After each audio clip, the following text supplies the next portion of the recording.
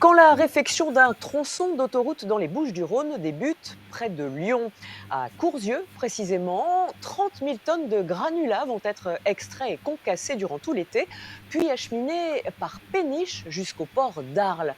Ainsi, 15 bateaux sur le Rhône permettront de remplacer 1000 camions sur l'autoroute A7, sans oublier les 100 000 litres de gasoil économisés.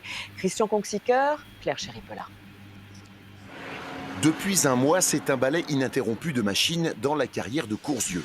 Au menu, l'extraction et le concassage de 30 000 tonnes de roches magmatiques pour la réfection d'un tronçon d'autoroute à 300 km de là.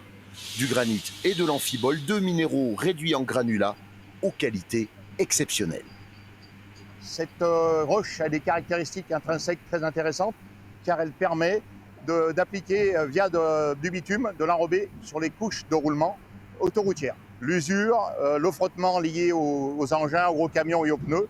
Donc c'est un matériau qui est vraiment fait exactement pour ce genre d'application. Pour acheminer ces 30 000 tonnes, il y a encore peu de temps, le tout camion se serait imposé naturellement, mais l'époque a changé. C'est une proposition que j'ai faite au client en lui disant voilà, on a une alternative bateau qui est plus intéressante en matière d'écologie et surtout en matière de rapidité de livraison. On a 2 mois et demi, 3 mois pour livrer 30 000 tonnes. Donc il est certain que par la route, à une période estivale, c'est très compliqué de trouver les camions nécessaires. C'est donc l'option fluviale qui a été retenue. Les camions sont bien sûr utilisés pour acheminer la matière jusqu'au port de Lyon, mais ensuite, c'est par péniche de 2200 tonnes que le transport se fait jusqu'à Arles. Le bilan écologique en termes de CO2 est bien avantageux pour le fluvial. Et il y a un deuxième coût qu'on oublie, c'est tous les coûts externes.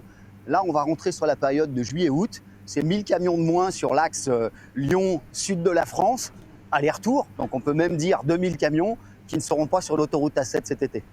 Au total, ce sont 100 000 litres de gasoil qui seront économisés dans l'opération. Sûrement un exemple à suivre et pas uniquement avec des matières très denses et lourdes comme les granulats.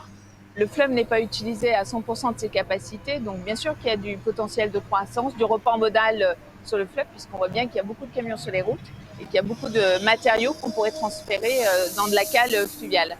Des produits vrac, comme des produits palettisés aussi, pourquoi pas. Une chaîne logistique bien huilée pour une opération d'une ampleur exceptionnelle ou quand le fleuve Rhône se fait un peu plus sa place dans le monde du transport.